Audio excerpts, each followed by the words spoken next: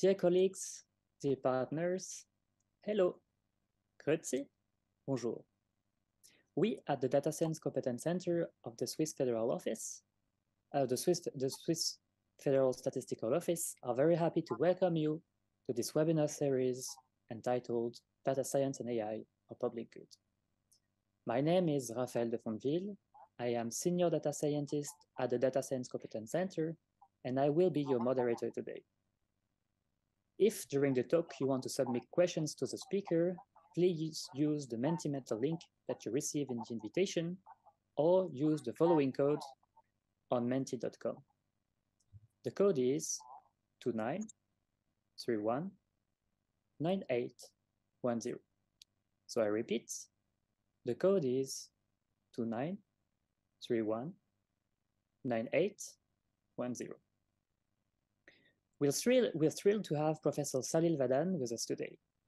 In his presentation entitled OpenDP, Trustworthy Tools for Deploying Differential Privacy, Professor Vadhan will explain how differential privacy provides strong privacy guarantees for the analysis of sensitive data.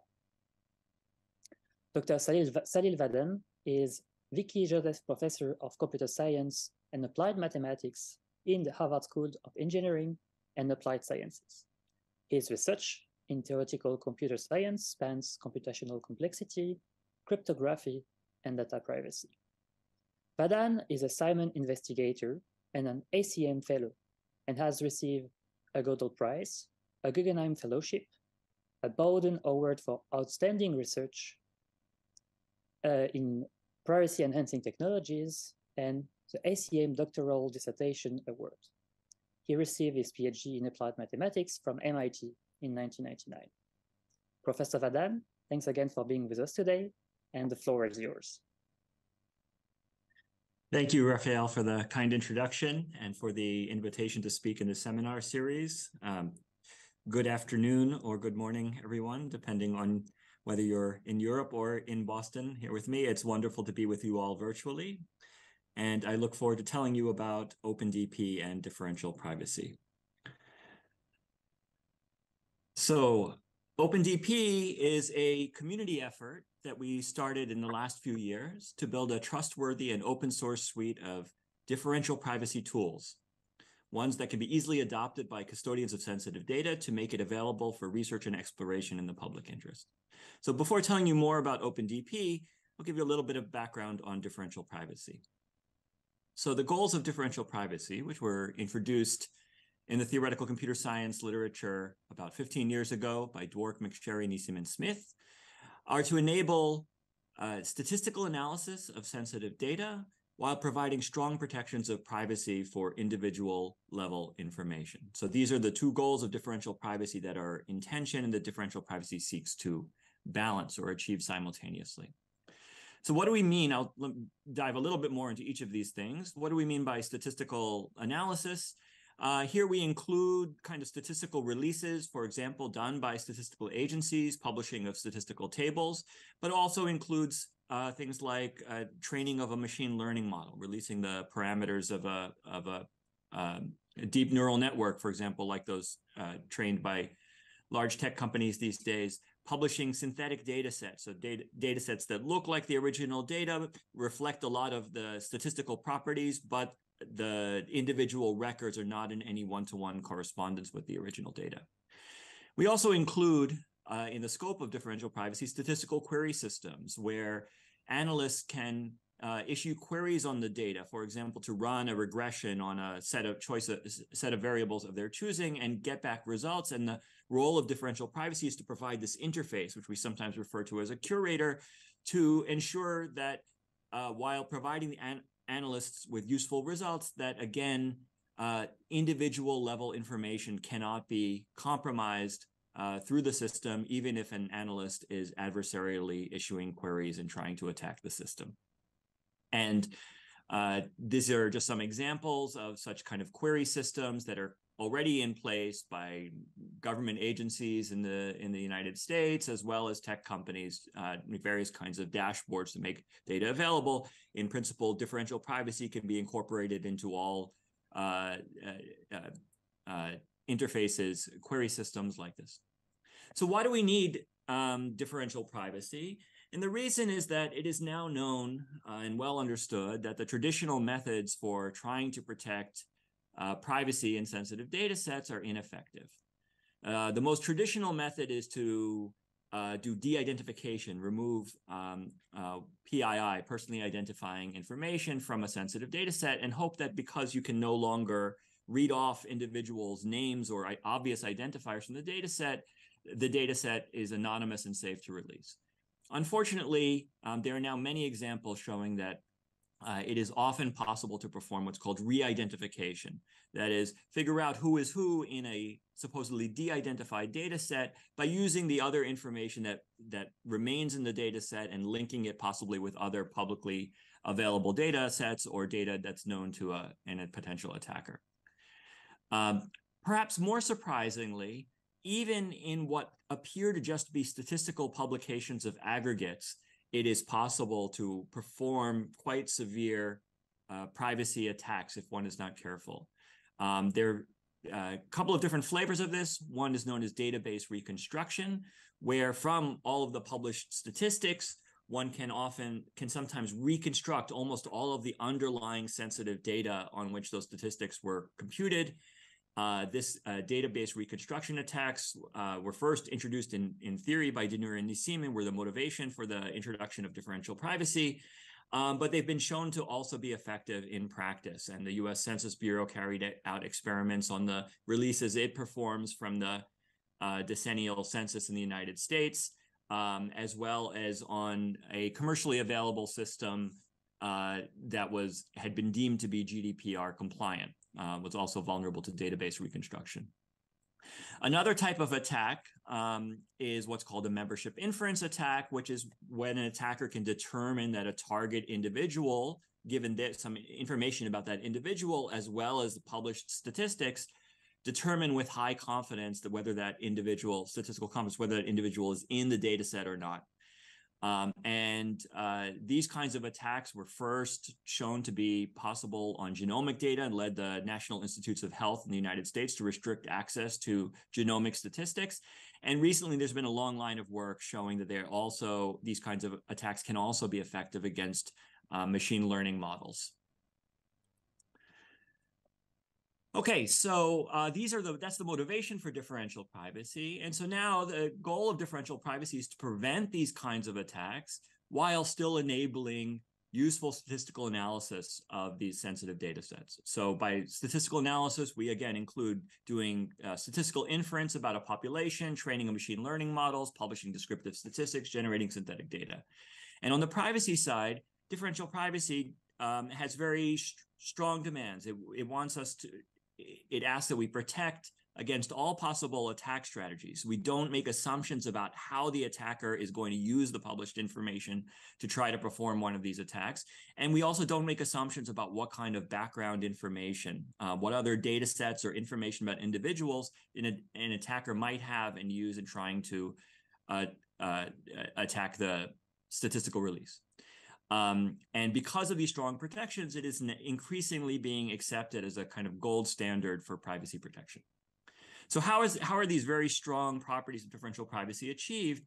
They are done by using randomization, injecting a small amount of random noise into statistics that are computed or in the way that those statistics are computed so as to obscure the effect of any individual data subject. This approach, this way that differential privacy is achieved, leads to what's known as the privacy utility trade-off. So we inject noise to protect privacy. So the more noise we introduce, we obtain stronger privacy protections. We do a better job at hiding the effect of each individual data subject. But as a result, we produce noisier statistics, ones that are less accurate the more noise we introduced. On the other hand, if we introduce less noise, we will have more accurate statistics, but weaker privacy protections.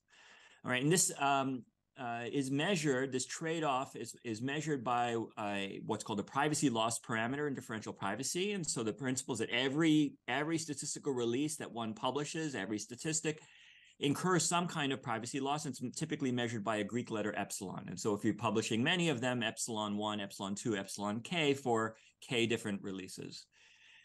And this trade-off is, or this quantification of privacy is valuable because it allows us to measure how the privacy loss accumulates over many published statistics. Okay, and so for example, the overall privacy loss can be bounded by the sum of the privacy losses over the individual statistics that are published or the individual releases. There are often better ways to perform composition of differential privacy that do better than this basic composition theorem, but this is just to give you a feel for how differential privacy provides a quantitative theory of privacy that allows us to reason about the trade-off between how much privacy protection we want to provide, how many statistics we're going to publish, and how accurately we're going to publish those statistics. And this trade-off is not not a problem with differential privacy. It is inherent regardless of how you're trying to protect privacy. The attacks that I mentioned in the previous slide shows us that there is an inherent, no matter what method you use, there is an inherent privacy utility trade-off. And what differential privacy does is provides a quantitative theory for reasoning about that trade-off. All right, and so the typical usage is one that you set an overall privacy loss budget. A common setting is epsilon's a small constant, smaller than 1, ideally, and then use that to control how much privacy loss you're going to allow over time. And so you stop answering queries, or you limit the size of your release so that you stay within your overall privacy loss budget. Look, there is now a huge literature. This is a very outdated list from 8 years ago. The literature has really exploded since then, showing that virtually all of the kinds of analyses that we do in data science and statistics are compatible in principle with differential privacy, and even have the property that asymptotically, as your sample size grows, the noise that you have to introduce to achieve a given level of privacy vanishes more quickly than the inherent uncertainty that you would have just from sampling error in the data.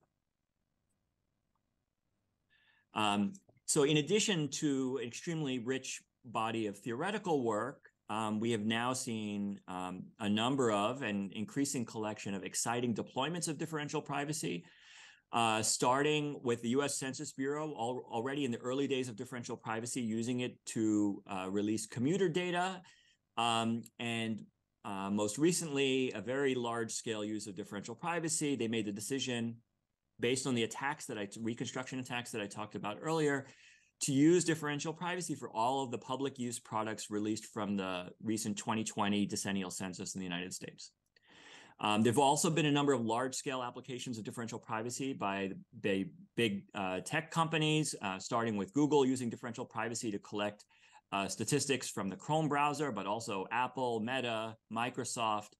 And now there's an ecosystem of startups and consulting companies providing software and services around differential privacy, as well as other privacy-enhancing technologies.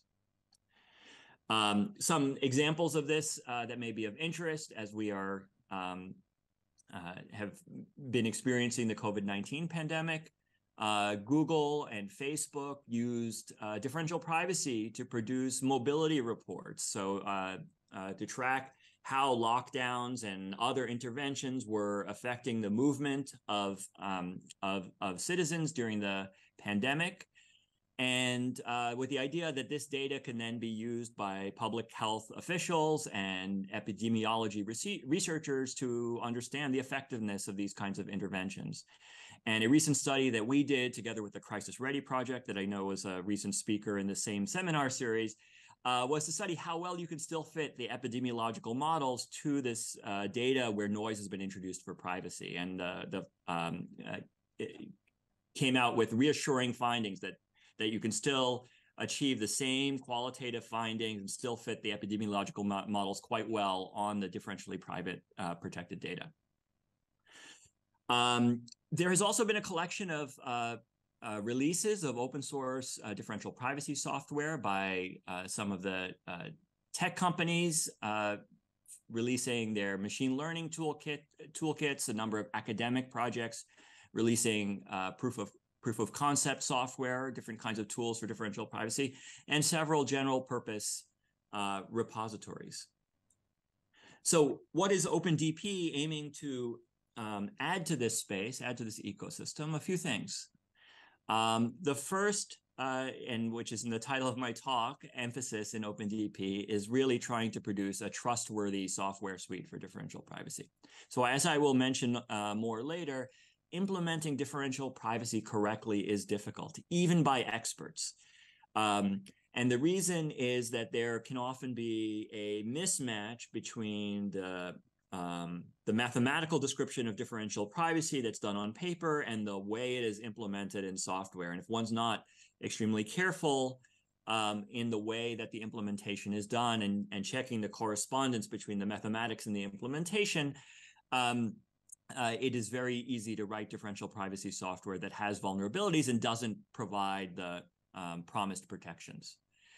And so to achieve trustworthy software, the assertion is that both you want your software to be open source so that anyone can inspect it and users and experts can inspect it. But it's not enough that it's just open. You actually need experts engaged in a vetting process to confirm that the software does achieve the verified properties. And so OpenDP has been developing and rallying the differential privacy community, the community of experts, to engage in this vetting process of the software in the OpenDP library.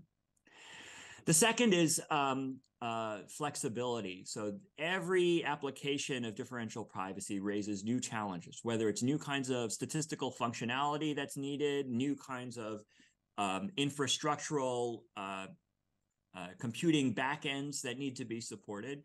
And we have designed the OpenDP library to be extremely flexible so that it can grow with both the science as new methods are developed and the practice of differential privacy.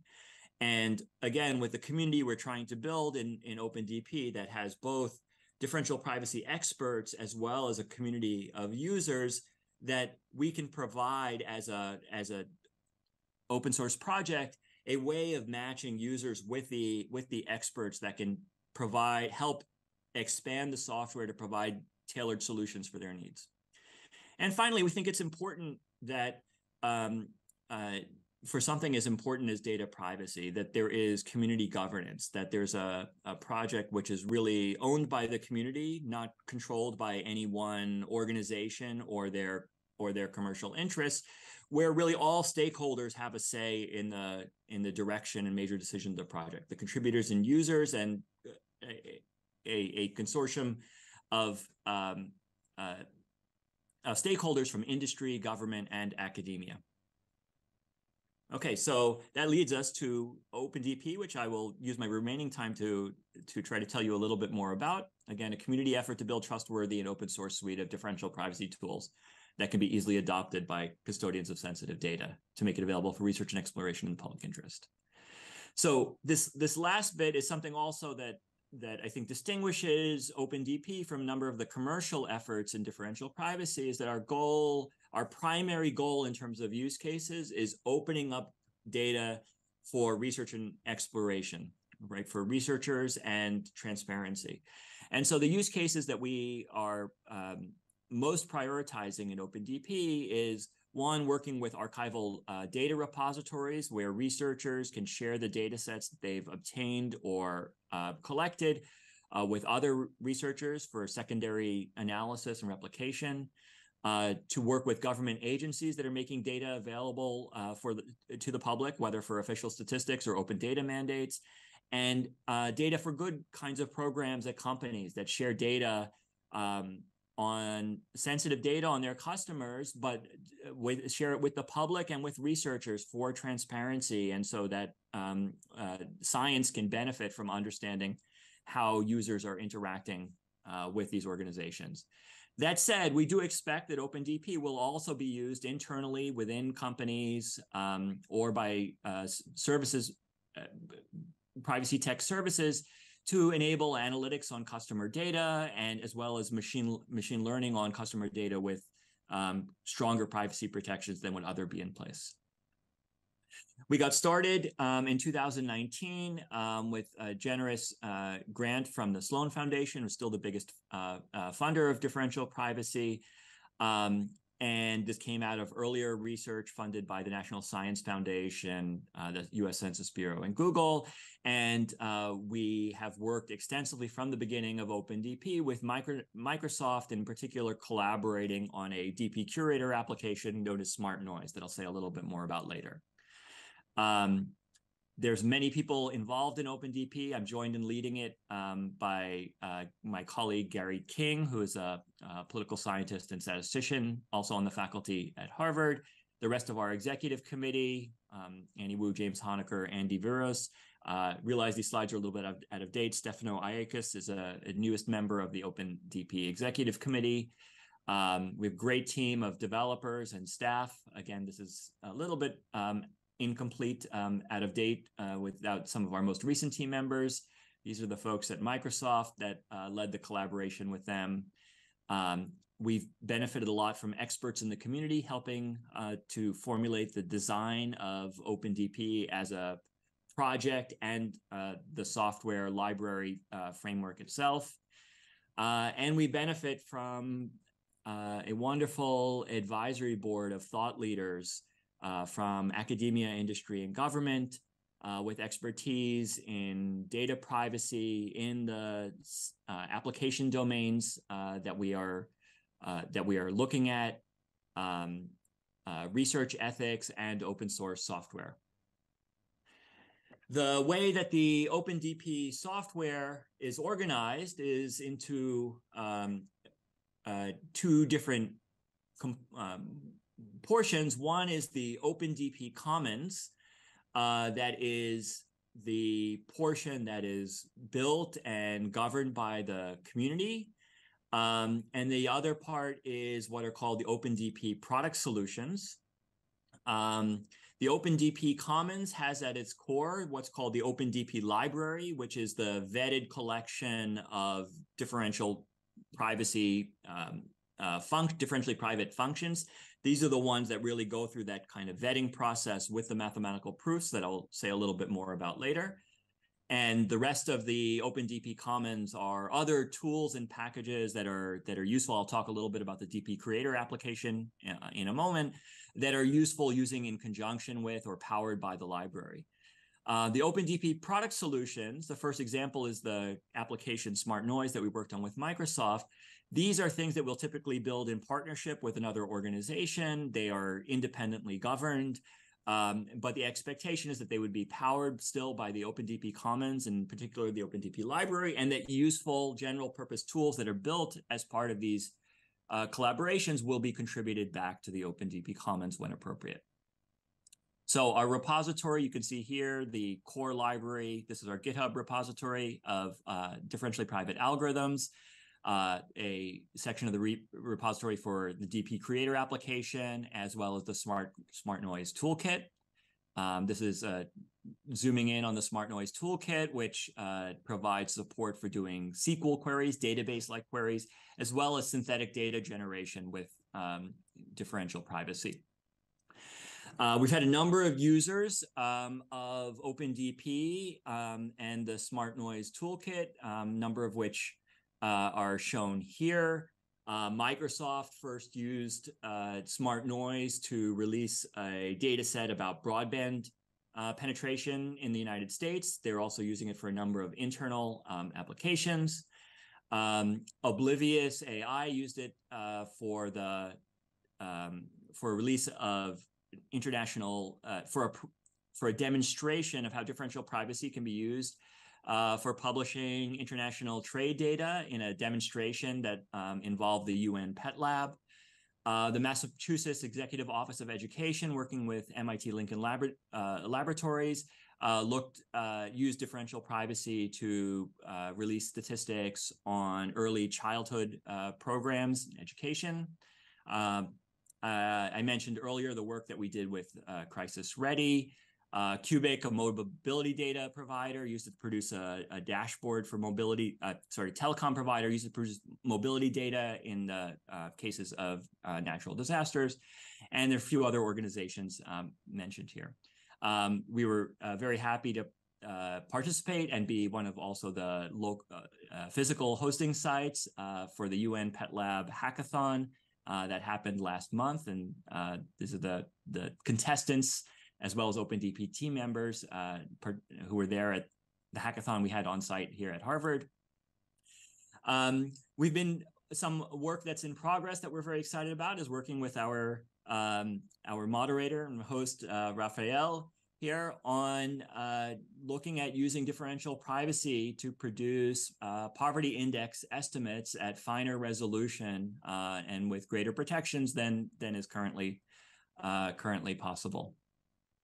All right, so let me say a little bit more about the OpenDP library. So we want to build this library that can support and grow by contributions from the external community. Okay, so we have code submissions, for various kinds of statistical functions. These are very simple ones, sum, mean, variance, that have differentially private analogs that people in the community may write these, or for more sophisticated statistics, for a logistic regression or some other statistical analysis, write differentially private versions of these and submit them to the library. And the idea is that they will then go through a vetting process. So these contributions will be accompanied by mathematical proofs showing that the implementation actually achieves the promised differential privacy properties. And they will go through a vetting process, kind of a peer review by experts in the OpenDP community before these functions are incorporated into and populate the OpenDP library. So that's kind of our approach to getting trustworthiness. And to show the value of this vetting process, through it, a recent paper that we had with some of our interns who were and a developer who were involved in this, working on this vetting process, is we discovered vulnerabilities in essentially all open source differential privacy libraries that are out there. Again, because of mismatches between the way arithmetic is done, implemented in computers, and the way it is treated in the mathematical papers that describe differential privacy, as well as we came up with solutions that we've implemented in differential privacy and are now part of the differential privacy library. The differential privacy library, the core part of the library is written, implementation is done in Rust, which is increasingly being accepted as a kind of a replacement for languages like C and C++, in that it gives the same kind of performance, but with greater assurances around reliability and security. But for usability, we have on top of this Rust implementation, bindings for Python, so users can use the OpenDP library through Python, and currently underway are efforts to build bindings also for the R statistical language. The library, as I mentioned, has this every piece of privacy critical code in the OpenDP library is accompanied by mathematical proofs. And these are really tightly integrated. And so you can see here in the code documentation, the corresponding mathematical definitions can be read off together and are closely tied to the actual code definitions that are associated. And here's an example of the first page of one of the proof documents written by our interns for kind of very simple differentially transformation that's part of differential privacy, doing a count. And even here, all the kind of details about how the implementation may differ from an idealized mathematical description need to be addressed. And we have documentation for users at a wide array of levels of expertise and interest. So, from differential privacy experts to those who are programmers or statisticians who don't have expertise in differential privacy, and even to users who are neither technical, but maybe not computer scientists or statisticians, but maybe coming from some domain science where they want to make use of differential privacy. And the documentation and the repository has example notebooks to illustrate how to use the library, as well as illustrate how differential privacy works to non-experts. Moving even further to users with less expertise, there's the DP Creator tool that I mentioned earlier, which provides a graphical user interface so that users who aren't programmers can make effective use of differential privacy. And it walks them through the kinds of questions that they need to address. For example, you can see here a question that's getting at the level of sensitivity of the data, which can lead to recommendations for how to set this privacy loss budget that we mentioned earlier.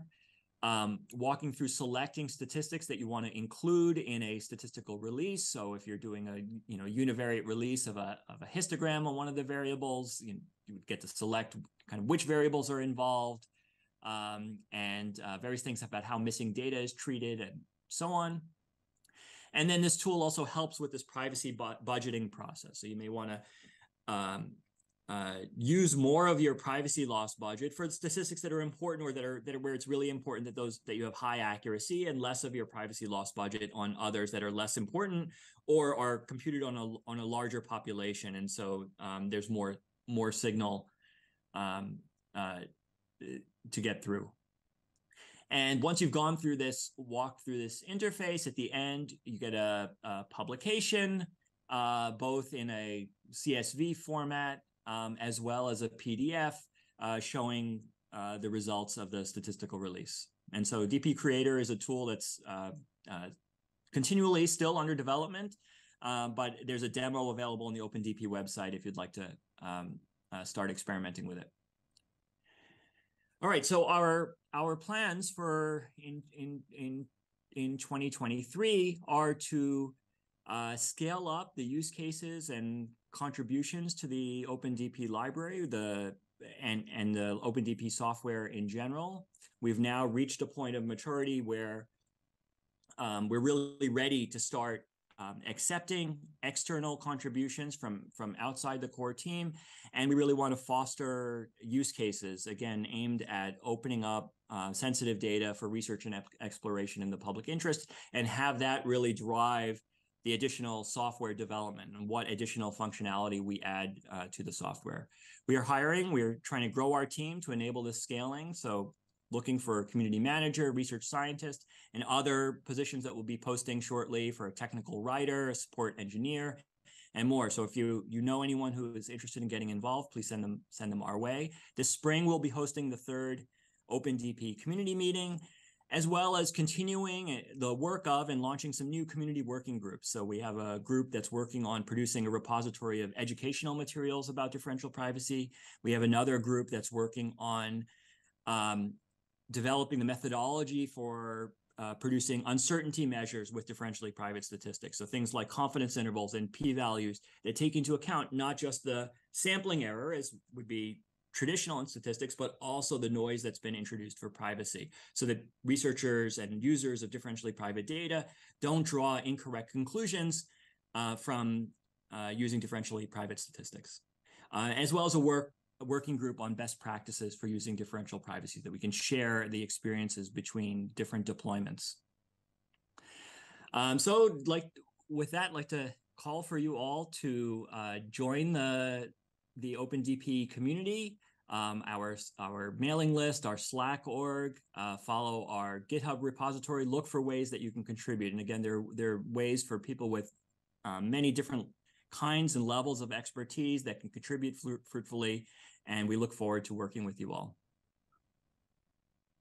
So I've completed my slides a little bit earlier than expected, so we have plenty of time for questions, and depending on how those go, there are some places where I can go into some more technical detail, depending on what everyone is interested in hearing about. Thank you so much, Salil, for such a wonderful and exciting presentation. I really believe that people inside public administration can grasp the value of differential privacy and how it opens up new opportunities to leverage sensitive data. So as a reminder, if anyone from the audience wants to submit a question to the speaker, please use the Mentimeter link that you received in the invitation.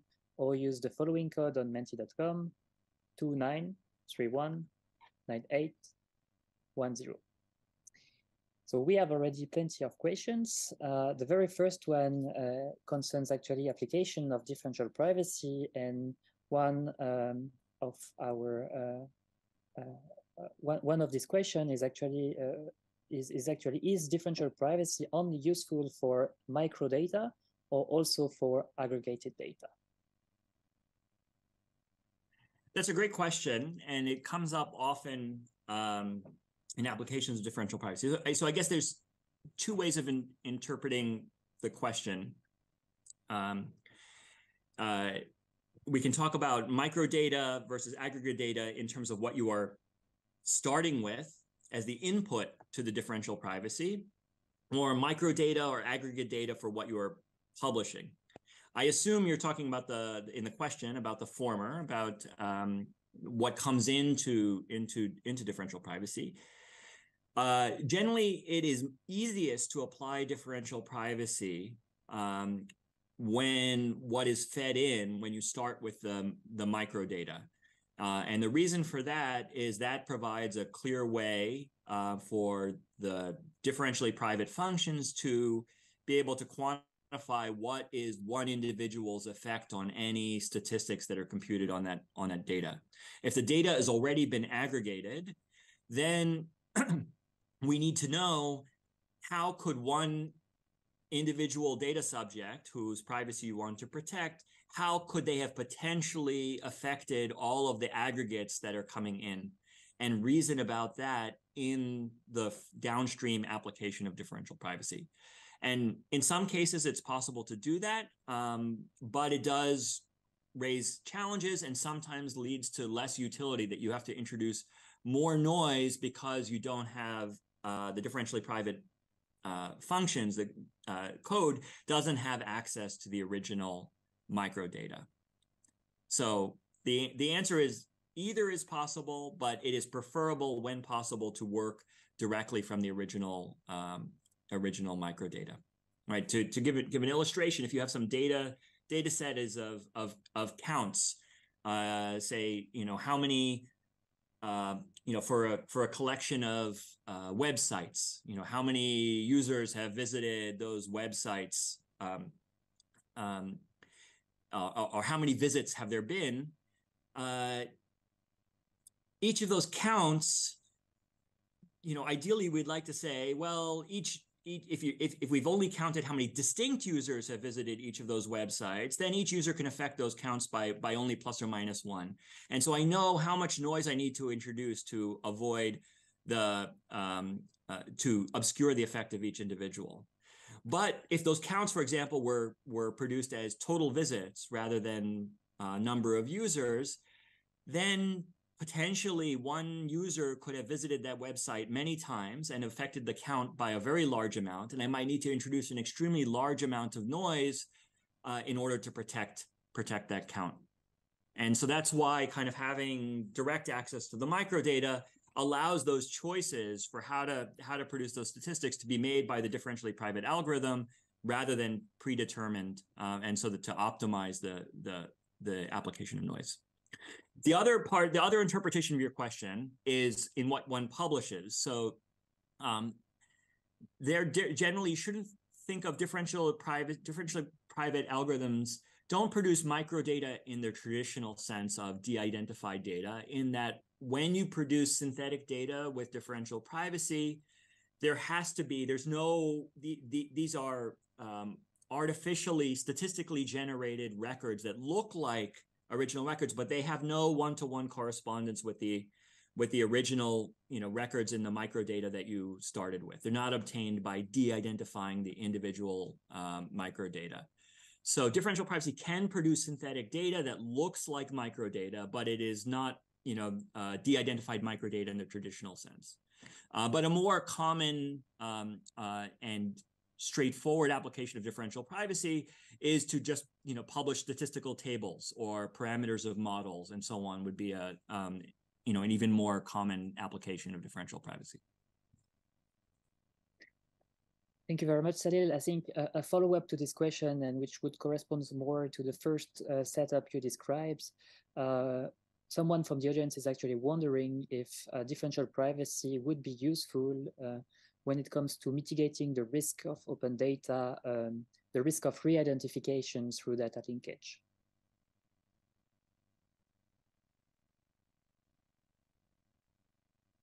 Yes, very much so. That was the motivation of differential privacy. Were these kinds of attacks like re-identification, and differential privacy protects against linkage and re-identification in a very strong way. Not only can an attacker not associate a particular data record with a particular individual in a traditional re-identification. What an attacker sees when from a differentially private release or interacting with a differentially private system is essentially the same as if any one individual's data was entirely removed from the data set. So I thought I wouldn't have time, so I didn't really go into the definition of differential privacy. But what differential privacy requires is that from the perspective of the outside users or attackers, what they see is essentially the same, even if I removed any one individual's data from the data set. If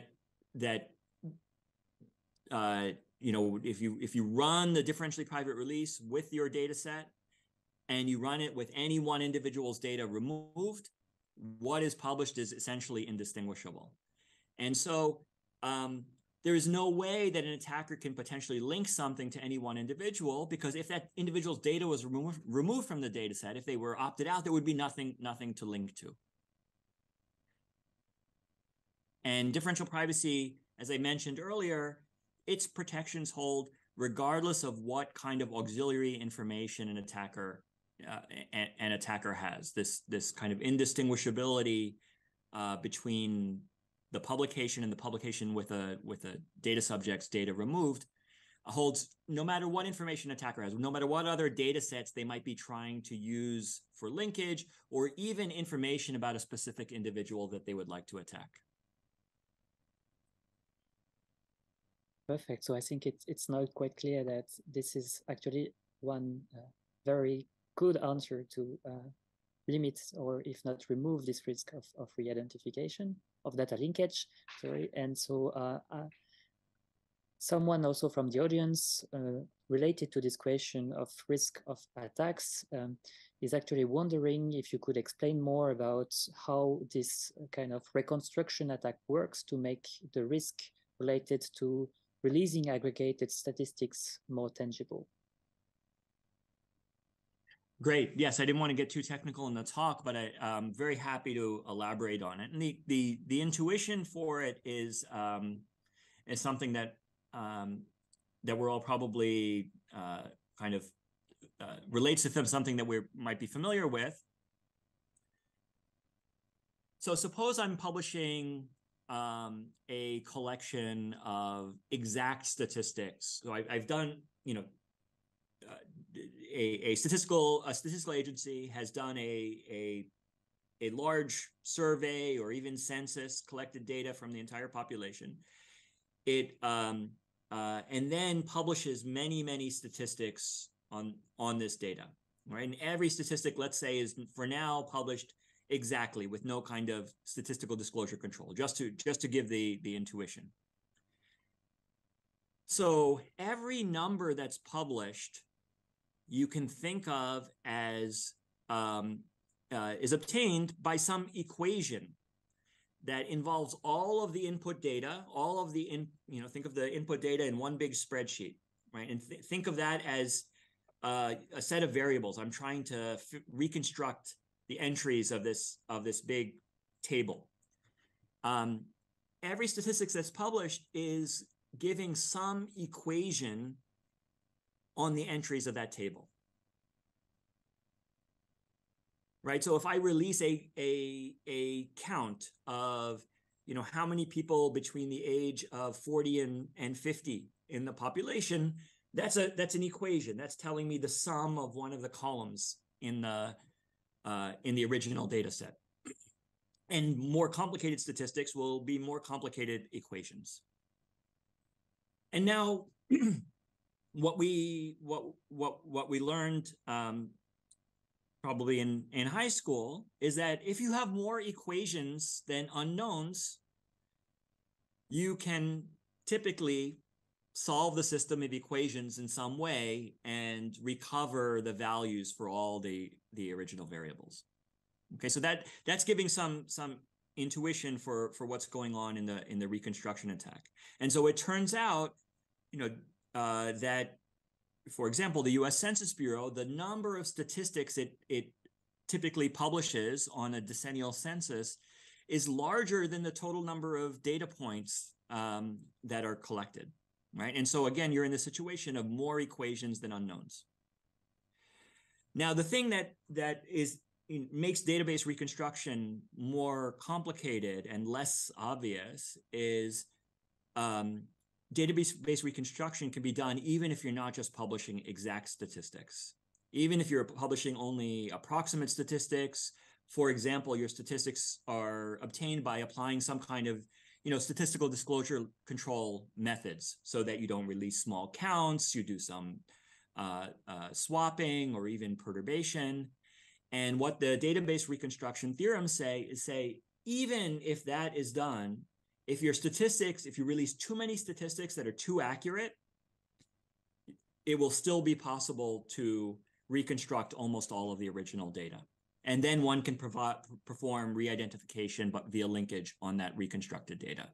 And so what we really need and what differential privacy provides is some kind of quantitative theory for reasoning about how accurate can the statistics be and still avoid database reconstruction, and how many statistics can I release and still avoid database reconstruction. And differential privacy allows us to reason about that by controlling how much noise we introduce into different statistics and measuring how the privacy loss accumulates over these statistics. Great, thank you so much for such a pedagogical explanation. Moving a little bit further away from this topic, so we at the Federal Statistical Office are very much worried about uncertainties. And so you mentioned that one of the working group of the community that you are building for OpenDP is dedicated to measuring the impact of the introduction of noise on the differentially private release of statistical queries. And someone from the audience is actually wondering if you could say more about this interaction between statistical uncertainty and the introduction of noise in this statistical results. Great. So this is a very, very active research area. I think in the next few years, one will see a sort of a proliferation, I think, of methods for doing this. We are still kind of in the process of understanding the best approaches for incorporating both of these forms of error into statistical methods and into the way we measure uncertainty, whether, for example, through confidence intervals or p-values. In some cases, it is there are fairly straightforward ways of trying to combine the two. That, for example, something like a population proportion. We know how to calculate to estimate the variance on a population proportion as a standard statistical in basic statistics. And for a population proportion, we also know how the variance of the noise that we've introduced for differential privacy, right? And so one thing you can do is just, kind of sum the variances there. But then one has to be careful about what exactly is the distribution of that error, right? Does the central limit theorem still apply? Can you use a normal approximation or not? And one has to also be careful that the variance of the standard statistical estimator, that you also compute the variance in a differentially private way, right? And so then you can see that there's some subtlety there in avoiding a circularity. Now you have uncertainty in your measure of uncertainty, right? That because you've introduced noise into your variance estimator. And these problems have been addressed and solved for basic statistical estimators like population proportions. There is an ongoing body of work on doing it for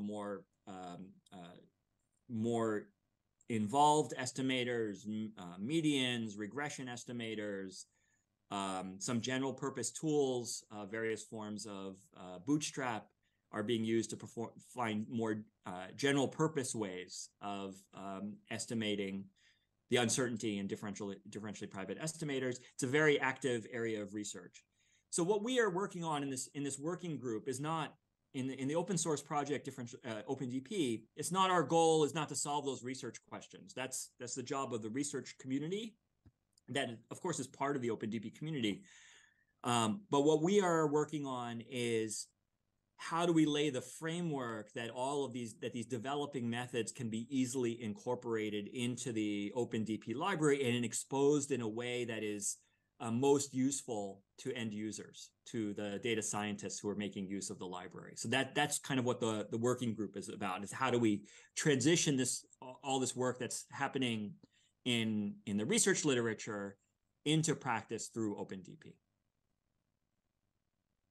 Great. So maybe coming back on the previous topic of privacy leakage and risk, someone from the audience is actually wondering how classical anonymization techniques fail compared to when there is such attacks compared to what differential privacy offers. So basically, what are the conditions and why simple cell suppression or anonymization techniques would not manage to prevent privacy leakage? Yeah, so it's not that the existing methods are always ineffective. The problem is that we don't have a good way of reasoning about when they will be effective or not. And we know the demonstrated re-identification attacks, the demonstrated reconstruction attacks show that often even those with expertise get it wrong. And the reason is because it's very difficult to evaluate. You have to try to, as a data publisher, you have to try to anticipate what other sources of data might an attacker have at their disposal? What attack method might they use? So these reconstruction attacks, I think, were something that were quite unanticipated, and were not part of the way that those who were doing statistical disclosure control evaluated their methods, because it didn't seem like a realistic kind of attack to carry out. But now with modern computing power, it's actually possible to, and sophisticated optimization tools, it's actually possible to carry out those reconstruction attacks on a very large scale. And so again, what differential privacy provides is it provides actually a quantitative theory for reasoning about protection against attacks, and actually measuring how your privacy, your risk or privacy loss accumulates as you are publishing more or increasing the accuracy of what you publish, and actually then provides these guarantees that the protections of differential privacy will hold regardless of what auxiliary information an attacker has. Great, thank you so much. So just maybe coming back to more general questions, so you really well explained during your presentation how differential privacy is actually meant to change drastically the way data is collected and analyzed by public administration. So from your point of view, what do you think will be the most profound change that you expect to observe in the administration's daily business in the next few years?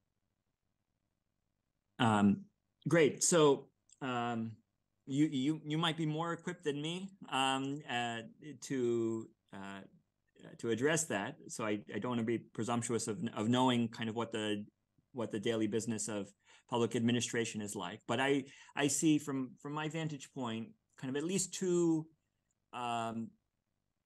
pretty significant changes that would come through the adoption of differential privacy. First is a simplification and efficiency increase in the disclosure review process. So at least in the US, much access to sensitive data held by statistical agencies like the Census Bureau, the IRS, happen through the research data centers, and there's a quite involved process of both getting approved for access, but also the disclosure review of what information one is going to what analysis one's going to carry out and what will be published based on that analysis. It's a very technical and difficult kind of evaluation that differential privacy now provides a more uniform and automated way of evaluating the disclosure protections that will be used. And so there can be hope for making that process of access to data by researchers and disclosure review much simpler. On the flip side, in terms of challenges, I think one thing that differential privacy does is it forces us collectively to grapple much more directly with uncertainty. And even in places where we perhaps ignored the imperfections in the data, the noise that's in the data, whether that's from non-response bias or some other kind of measurement error or sampling error, in many applications of public data, these are often ignored. And differential privacy upsets that, because differential privacy makes very transparent and conscious the introduction of noise for the sake of privacy protection. And that I think is a challenge. It's a communication challenge. But I'm optimistic that as a community working together, we can find good ways of coping with uncertainty and noise in data and make good decisions about how to deal with it. Great, thank you so much. We have maybe time for one last question, and someone from the audience is actually wondering, why is differential privacy called differential privacy? So more precisely, what does the expression differential means? Great. So the differential is referring to differential privacy considers the difference between what's released on a data set and what's released on that data set with one individual's data removed.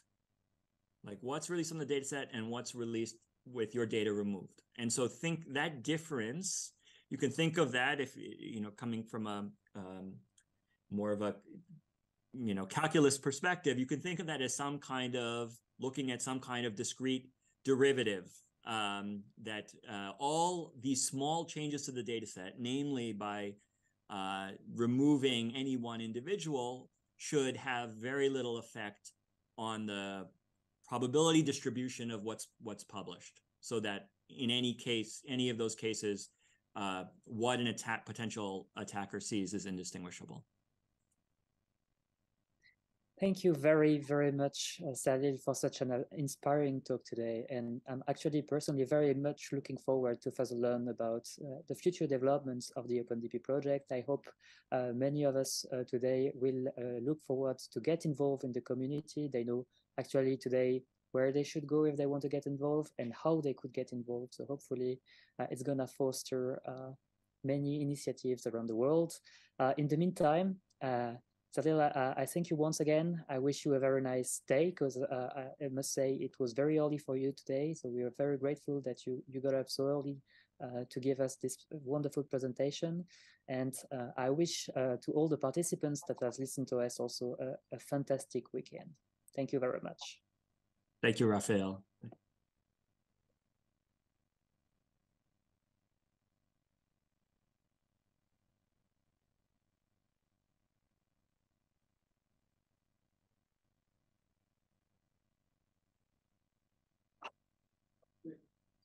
Okay,